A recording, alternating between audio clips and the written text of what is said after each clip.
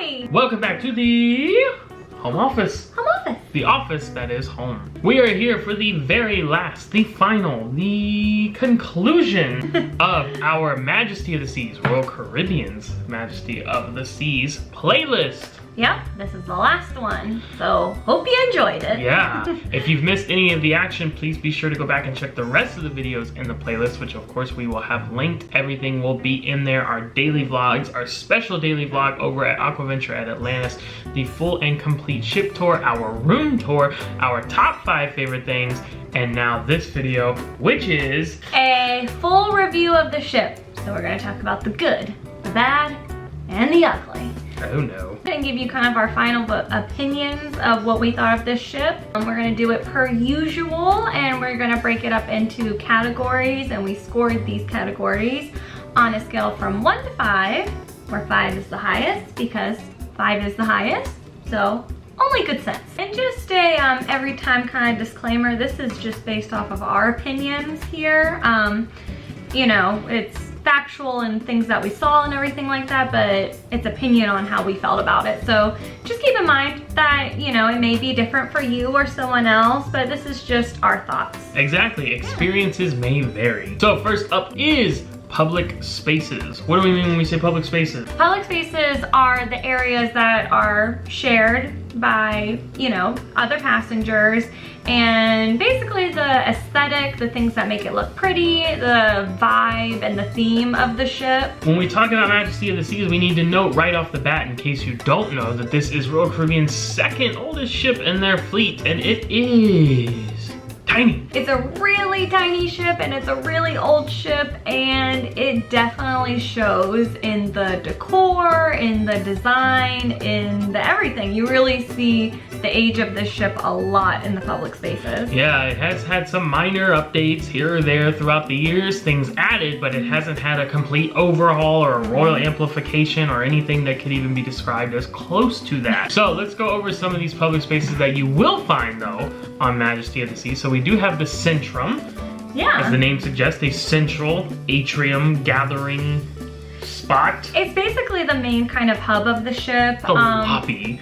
Yeah, everything kind of feeds into it and everything kind of extends off of it in a regard. So it does extend from decks 3 to 7. So you kind of get some views going up and some views going down. And there's a lot of like little alcove spaces for you to do this. And it all goes down to a central point where they do like a lot of game shows and kind of activities and stuff like that. And that concept is really nice. And it's something that's kind of common with other Royal Caribbean ships. You can definitely see the datedness with this Centrum. I think one, probably because it's smaller, and two, it's like very like gold and brassy. Yeah, yeah. So you definitely get like an older kind of vibe. I think he said this is like this feels like an 80s mall. Yeah, or something. It did. Like a convention hotel in aspects, and then like a mall in other aspects. Yeah. It was odd.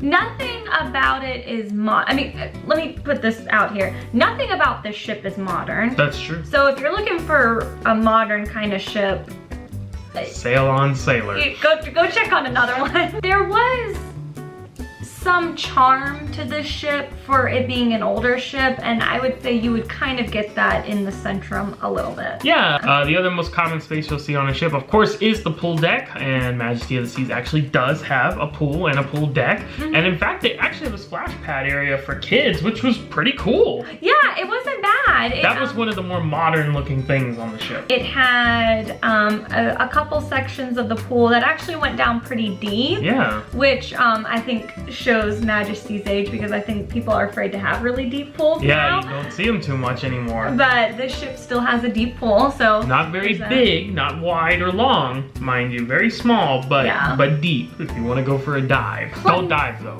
No, don't dive. Head first diving, that's against the rules. Just plungeable. And they did have, of course, some whirlpool, jacuzzi style things. Yeah. Pretty basic offerings that you would find on any pool deck. And the outdoor movie screen. Yeah. With the giant TV, Jumbotron kind of situation. It wasn't the most decorated, like, pool deck or anything that we've seen. It was very basic. Yep. Very basic indeed, but it was there. Last part of public spaces that we need to touch on then would be the lounges. So when you're on Majesty of the Seas, you're going to be talking about some Royal Caribbean staples such as Boleros, the Schooner Bar, Viking Crown Lounge. Now we say that's a staple. I think it used to be a very cool space though. Oh, like, yeah, this was a really nice area. I don't think a lot of people knew about it because it was pretty not crowded at all.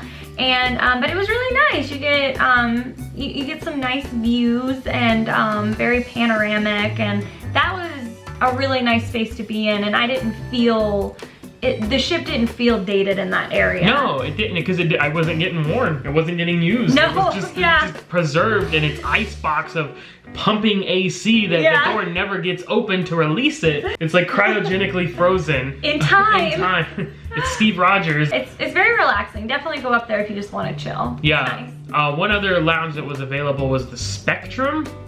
I think that kind of is funny, a name, because I feel like Spectrum was a word, and if you see here on the video, the logo of it looked very old, like very late 80s, early 90s, like we designed this on Windows 95. That's what I said. This is where they did a lot of the like nighttime activities, so like Battle of the Sexes. Yeah, exactly. This is your bigger venue. Typically every royal ship will have that one that's just very large, and it's a multi-use space. This was it for that ship. We did mention the Boleros, another large space, dance floor right in the middle, and a very large bar with complete wraparound seating. That was interesting. Yeah, and it definitely got used in the evening. Like a lot of people went there dancing, and it was hot. Yeah, like you said, the live music. On a lot of Royal Caribbean ships, you see a lot of like kind of maybe smaller lounge, and then they have like one big lounge. Yeah. This just has like a few large lounges, and then that's it, including the Schooner Bar, the other one that we mentioned. I felt was a lot longer and not necessarily wider. They're usually pretty narrow, but a bigger space overall than other Schooner Bars have been. Also lighter in color and design. I will say I felt like this Schooner Bar felt the most appropriate for this ship. Yeah. Because like, you know, like nautical stuff, it has kind of like an older air to it, and like, and it fit in with this ship. I feel like they kept some of the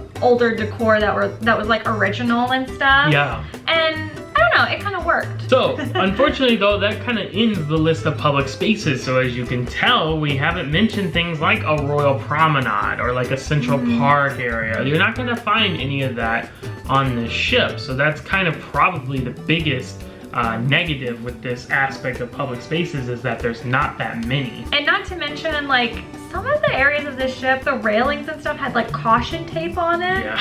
Which, I don't know what the deal with that is. I didn't explore that too much because, you know, I wanted to stay on the ship. But it wasn't like a wet paint situation either. No, it wasn't. It was on the actual railing. I can't tell you exactly what that was about, but it just wasn't like a very good look. Yeah. In my opinion. This was like far and away the most times we've seen like rust spots or like dirty. No, I don't want to say dirty like they weren't cleaning up, but just, you know, how dirt accumulates over time. Worn. Like the stairs, just old looking wood that had just started kind of to deteriorate a little bit. Caution tape up on things. So we're not really used to seeing that on the Royal Caribbean ships that we've been on, or the ships we've been on in general, and it kind of really stood out. Like when you go up on one of the higher decks, it's just like marine carpet. It's like AstroTurf. I feel like there were some simple things they could have done to like keep the charm of it being old, but just making it feel a little bit more quality. That will wrap up our public spaces section. Given everything that we said, there's a lack of some of those higher end features that you'll see on newer ships or amplified ships. And then we did run into some problem areas, some congestion, and some areas that hadn't been kept up as well. There were a couple of nice things here and there though. We're gonna give this a 2. Our next section is accommodations. So accommodations, we're talking about where you sleep. Yo! Staterooms, but not just what our stateroom is like. I mean, we will talk about that, but just what kind of staterooms do they offer in general? How many are there? What's the upkeep of them? Yeah. What kind of state are they in? And so when we talk about the offerings on this ship, Yeah. We always say, if you've heard our videos before, that we've got the 4 main categories, Right. like interior, ocean view, balcony, suite, and then there's like subcategories of those depending on which. You don't have the 4 You main don't even categories. have 4 basics on You this get ship. 3 on this one. You get interior, ocean view, and suites. There are no just straight up balconies. If you want a balcony, you have to be in a suite. Yes. Which is not an uncommon thing with older ships, That's right. older smaller ships, and that's the case with this one. And but that's one of the most popular categories, so it's kind of unfortunate that this ship doesn't have balconies. As far as our stateroom, thoughts? It's definitely the smallest stateroom we've ever stayed in. We've stayed in interior and ones before, so it's not like we've only stayed in big deluxe Mondo rooms or anything. But this one, just the square footage was smaller than we have ever had before. It was definitely extremely dated in terms of its finishings, carpeting. In the bathroom, there was a lot of things that were worn and scuffed and things like that. The porthole was a very, very small porthole. Because you see on like newer ships how it's like maybe a bigger window or a larger size porthole. Just know if you get an Oceanview on this ship, it's probably going to be just one of those small ones. My porthole. But I will say it was very clean. I didn't feel uncomfortable at all. The TVs were flat screens. I mean, they were technically a flat screen, but they were about that wide. They had them mounted up on a piece of wood. There's a lot of stuff like that. There was like the thermostat looked like it was made 70 years ago. I mean, like it was like the first thermostat ever. Yeah, that's a little enough. I know. When you adjusted it though, it would go. But the AC worked. I will say that on this ship, like the old gal had to do some tuning before she kicked in, but she pumped that air, and I was actually very pleasantly surprised, at least in our room. It was the hottest water I have ever had on a cruise ship. That's true. All that said, it was fine. Yeah. It was clean. Mm-hmm. It did its job, but it wasn't uncomfortable, but it wasn't like nice. Exactly. So. So, I think with that being said, a 2. Our next section, this is funny because the last ship review we did was Navigator in the Seas.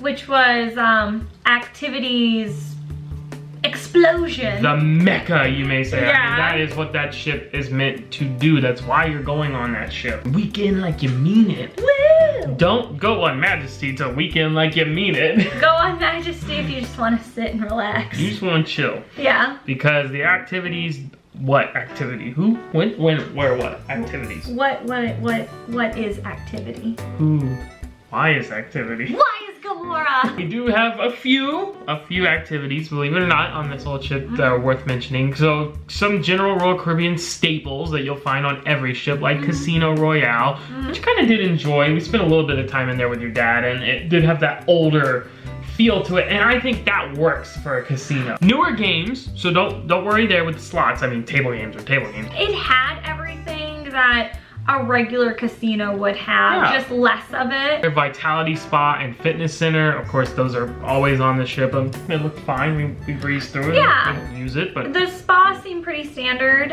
It wasn't huge, but it did have treatment rooms and everything like that. The fitness center, once again, not huge, but it had all the basics. in addition to that, the jogging track did have some kid spaces. Adventure Ocean, we've seen better. We've seen a lot better. And it's one of those things, we can't give like a really full opinion because we're not kids and we didn't travel with kids. But I will say, like, it seems like this Adventure Ocean is more based on like activities that the staff create. Yeah. Like whether it be like little plays or little arts and crafts and stuff like that. There wasn't like permanent things in the space that they could do, like video games. Oh, like sometimes they'll have like little theaters in there where they can go watch, like they have a big movie screen. Right. They can lounge in beanbag chairs or something like that. Yeah, there wasn't a lot of technology. They did have an arcade.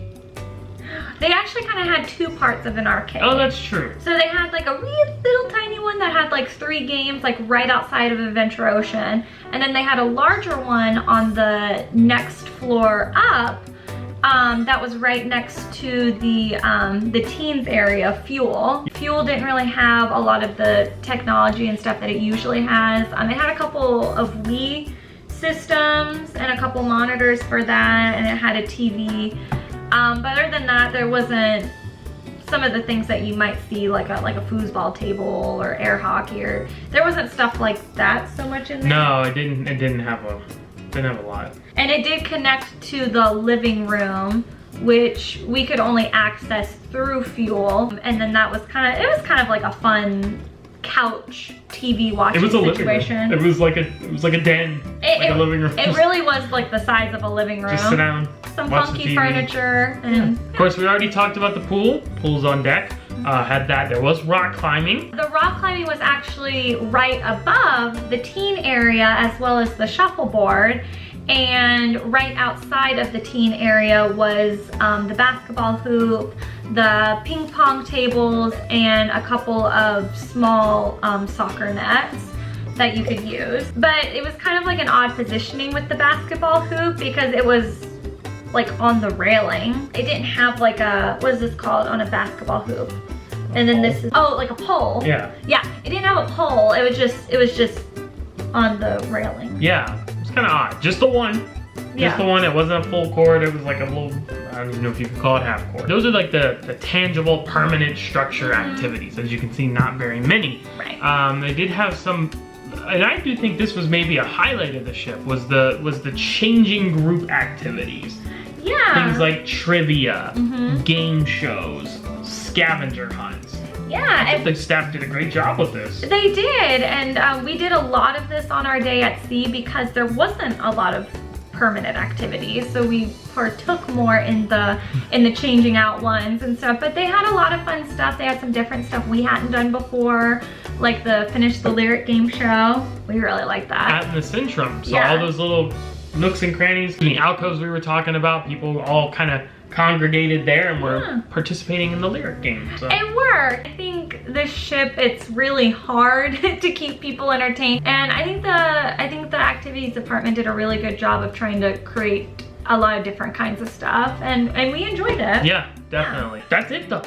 That's it. Those are the only activities. So with that being said, it did have a couple of highlights with those group changing activities that we did really enjoy, and it did have some sort of offerings of various regards, but nothing like water slides, escape rooms, ice skating, laser tag. I mean, all this stuff that we have nowadays. We're giving this a 2 because there just aren't that many. So we're talking about the fun stuff to do. We just had the activities. Now let's segue nicely into the entertainment. So this will be things that aren't the permanent structures or the organized kind of activities, so to speak, but more like the things you go see performers do. So for this ship in particular, we're talking about the theater, which is a chorus line theater. Yeah. Interesting. Yeah. I like it, but it's interesting. It was older, obviously, but it had a different style to it. Oh, don't sit in the seats that fold down. Oh, here, let me do it right, like that. Yeah. Those had like no padding left in them at all.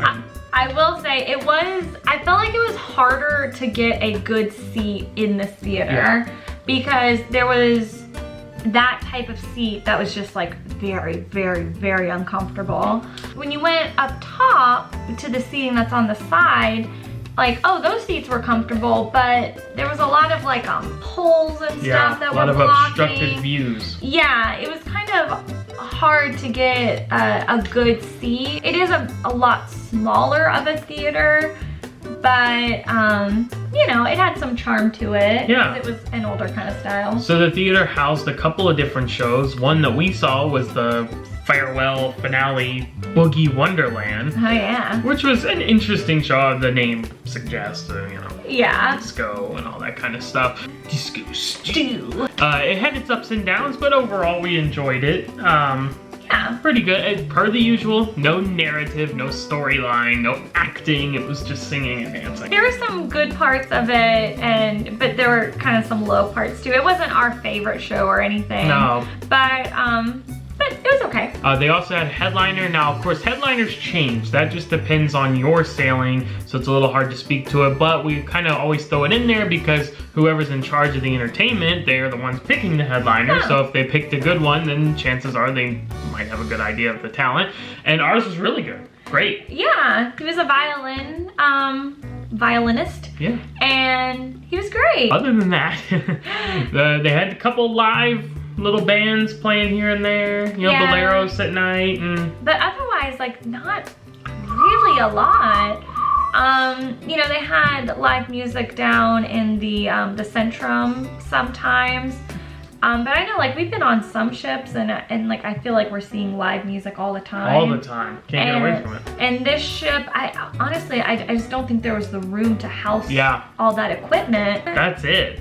So, with that being said, I mean, you're not getting an ice skating show, you're not getting an aqua theater show, you're not getting a Broadway show. The ones that they did offer were fine. We were just okay with. So we're gonna go again to 2. The record stays broken. Which is 2. All right, so we have our last category that we need to get to. Oh no! Which is dining, usually one of our favorite categories to talk about. So, imagine our chagrin when we found out there were not any specialty restaurants really on the ship. What does chagrin mean? Synonyms are annoyance, irritation, vexation, exasperation, displeasure, other things like that. Oh, it starts with a CH? Yeah, chagrin. Chagrin, not chagrin. I bet that they have to pronounce it chagrin because chagrin sounds too happy. Chagrin. So yes, our disappointment, our chagrin, whatever you want to say. Did you say chagrin? Really aren't any specialty restaurants on Majesty of the Seas. So what does it have? Well, we have our included things, main dining room, as always. Windjammers, the buffet, as always.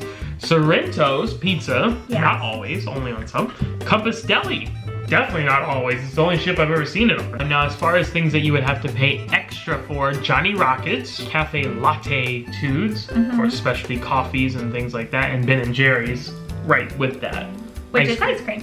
Ice cream, especially ice cream. They do have complimentary soft serve up on the pool deck. Not help yourself though. Someone asked about that recently. No, they make it for you now on the cone. Anyway. Yeah, they must have had like a Jeremy issue or something with that. I get it. Yeah, you know, cruise ships are a high for that sometimes. I'm all about being clean. We did try a lot of these things. We did.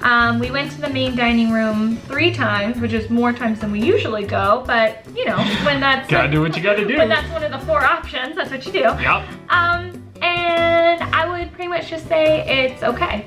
The food I thought was okay. Overall, the experience was our least favorite because on the other ships we've been to, we always had our table. Oh, that's right. We had a table for us or our family that we were traveling with, and this one we were seated with other people, which we understand that used to be at least a very commonplace cruise practice, and we've done that on a when we sail on Disney. That always happens, so we get that.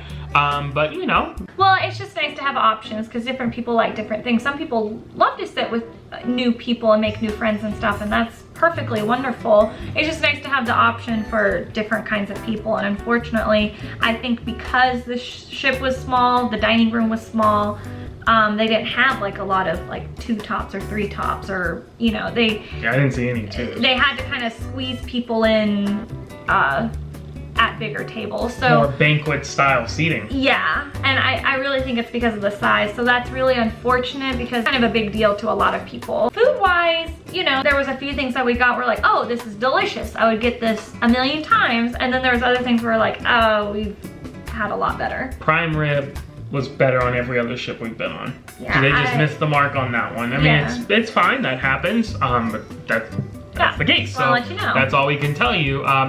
The roasted poblano pepper soup on the first night, one of the best things I've ever had on a cruise ship. You know, it's just up and down. Like you said, it was just okay. Yeah. Just okay. Service was good. Yeah, I mean, our people were really nice. So we definitely didn't have a problem there. We do know there was a few other people who were disgruntled with how the dining room was being arranged, or like how long it was taking for food, or you know, oh, they moved our table tonight, but then our table was empty. You know, we just, it was a couple of things. Just people that we talked to and interacted with, we found. So it definitely seemed a bit inconsistent. This was definitely one of the most unorthodox and like the least refined dining rooms we had been in. Yes. Not that we're fancy people. Not at all. Not a big deal to us, but it might be a big deal to some. So if you're looking for kind of like a classier affair, then maybe not the main dining room. So that brings us to the next mainstay, which of course is the Windjammer Buffet. We were there a few different times, less than we normally would have been. Because right from the jump, it just wasn't the quality that the Windjammer usually is, which is funny to talk about quality with a buffet, but typically we enjoy the Windjammer, especially on Jewel. We're still thinking about you, Jewel. Just certain things that we have had before and other Windjammers, they weren't as good on Majesty, and just the amount of food options that they had, like at dinner or during lunch where they changed things out, there wasn't a lot. So we didn't enjoy it as much. This was probably like our least favorite Windjammers. Far and away. Yeah. The seating wasn't great. There wasn't much. Now we did like, because there was a back to Windjammers, a second serving area and seating area, which was good, which was like the saving grace, and that actually made our top 5. Yeah. The seating area itself, because it was nice that it was like kind of a hidden nook. So that helped a lot. Yeah, if you go back there, it's up here. If you go at the front, either way, the food quality is the same whether you're in the front or in the back. inconsistent. Yeah, it wasn't our favorite. No, but right above said Windjammer, open air to the next deck, is Sorrento's Pizza, right next door to the Compass Deli. They're kind of there together. Yeah, it's 2 separate eating establishments, but they share kind of like a common seating area, and the seating area overlooks the Windjammer. One, it was a really pleasant place to sit in because not a lot of people sat up there. So that was really nice, but we found the food at Sorrento's and Compass Deli better. Yeah. So that's where we started eating. Yeah. For lunch and dinner. And the pizza at Sorrento's was pretty good. I mean, it's not the best pizza we've ever had on a cruise ship, but it's definitely not the worst. And they had a lot of varieties, which was nice. And they switched it out daily. Yeah, daily special. Compass Deli was good. Yeah, sandwiches, soups, salads, cookies, like sometimes nachos late at night. Nachos. Which was, well, chips and cheese. It's a nacho. But it was, they had jalapenos. They did. I That like prime rib, I think, too, from the cargo station. That's right. So, some different offerings up there. That's where we would recommend. Up to there, Sorrento's and Compass Deli. That's kind of your included complimentary dining. Like we mentioned, there are those other specialty offerings. Johnny Rockets, which we did dine at for the first time. Yes. And we enjoyed. This was an extra thing. We paid a little bit extra for it. Sometimes you want to change a pace, you need something different.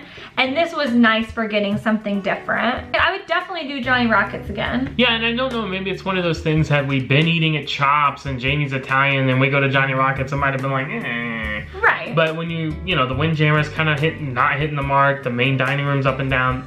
I enjoyed it. I enjoyed Johnny Rockets. I did too. I thought the food was good. I didn't think it was anything sensational. I didn't think it was the best thing we've ever had, but it was good. No, it was nice that you could kind of get something different and not break the bank with it. So that was cool. That was cool. We didn't have anything at Cafe Latitudes, or we didn't have Ben & Jerry's ice cream, but like we mentioned, that is available. Having said all that, obviously, as we mentioned multiple times, there's not multiple dining establishments to choose from. You're missing some of those favorites. You don't have any specialties. You know, crowded seating in certain areas. Main dining room's kind of a little weird, up and down. We have to give it a 2. Nothing was awful. It wasn't like we had a huge situation or anything like that. When it all comes down to it, we're back to a 2. Which, you know, like you said, with the record and the braking and all this, a lot of this ship is going to be below average just because cruise ships have done a really good job nowadays of, even if it is a smaller ship, giving options. I feel like you have to have options in this day and age in order to have quality. Having said all that, quickly to review, Public Spaces was a 2, Accommodations was a 2, Activities was a 2. Entertainment was a 2. Dining was a 2. So, you add all that together and you get a 10 out of a possible 25 points. So if you kind of weighed all these categories evenly and you average it out, it's a 2. Let me check your math on that. Yes, I got the same. I would hope so. And we should probably say that before we went on this sailing, we kind of knew, we had an idea that this is about how this would go. Because obviously we are travel agents and we have these books and stuff and we do all this research, and so we know what these ships have to offer or not offer. Yeah. And so we knew that Majesty wouldn't have a lot of the things that we've been talking about, but you know, they had to change the itinerary because of the whole Cuba thing. Made us an offer we couldn't refuse. And we went for it, you know, and we're glad we did, because that should be the main takeaway. We still had a great time, mostly due to the itinerary and the stops. Oh, yeah. Well, and we kind of just wanted to see for ourselves what it was like sailing on Majesty, an older Royal Caribbean ship, because we love Royal. We have such great things to say about it, but to get a full picture, a full view, to help our clients, to help you guys, it's just good knowledge to see the whole picture, not just the easy part of the picture to look at. So it was good itinerary, thought it'd be good education for us. This may be your favorite ship ever. You might love Majesty of the Seas, and we think that's fantastic. So please don't take offense if this is your favorite ship. We mean it no insult, and like we said, we still had a fun time. Oh yeah, and I mean, I mentioned this in the previous video, but that's what's great about cruising, is even if it's not your favorite ship, it's still cruising and it's so much fun, and you should definitely do it because it's great. But just us personally, this wasn't our ship, and when we look at the hard-hitting facts of just the inclusions, it does kind of miss the mark compared to other ships in terms of what's available. Now, you may like that there's not a lot of things available, and that's great. Go for it. Yeah. I mean, definitely don't take our opinion 100%. We just want to let you know how we feel about it and what we observe. So having said that, we are not saying don't go on Majesty of the Seas. We never say that, because we believe every ship has a purpose for a certain demographic, a certain clientele. So as we mentioned before, if you're the thrill seeker, if you're the activities junkie, if you want to go, I'm not getting off at the ports, I'm staying on the ship, Majesty of the Seas probably would not be for you. If you traveling with young ones, I would say, or teenagers, Majesty of the Seas is probably not for you. So who is Majesty of the Seas for then? I would say if you are a budget or a value conscious cruiser. Yeah, this is great because you can sail for longer for less on Majesty. Yes. So if you're just looking to go, this might let you go. This might let you go. You want to kick back, relax. You want to chill out. You want to just take it easy for a few days. Perfect. There's an itinerary that interests you. You know, maybe you're just looking to go to a perfect day at Coco Cay because you keep hearing all the hype and it's worth it. And you want to get there. And you know what? Maybe you want to save all your money to do Thrill Water Park and do Up and Away Helium Balloon and all that stuff.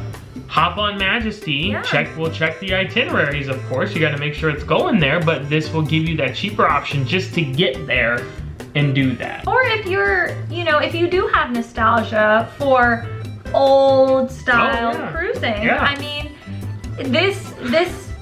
it's been preserved on this ship. It hasn't been eradicated. If you'd like to sail on Majesty of the Seas or any other ship in Royal Caribbean's fleet, maybe you've heard this and now you're like, oh, I'm calling an audible. I need to find my activities, my fun activities. We are travel agents and we can make either of those scenarios happen for you for free. No charge to you. Our services are always complimentary and we love to do it. We love to help you out, so please reach out to us via our travel agent information, which you can find at the end of every single one of our videos. But with that said, we have wrapped up this video review of Majesty of the Seas and thus have wrapped up and put a bow on our entire playlist for Royal Caribbean's Majesty of the Seas. It comes to a close. Majesty's done. It is finished. New adventure coming. A new adventure coming. So what's the next adventure for us? If you're curious, you should already know if you followed us. It's the big one is coming right now. In fact, it's so big, we're not even gonna say it right now.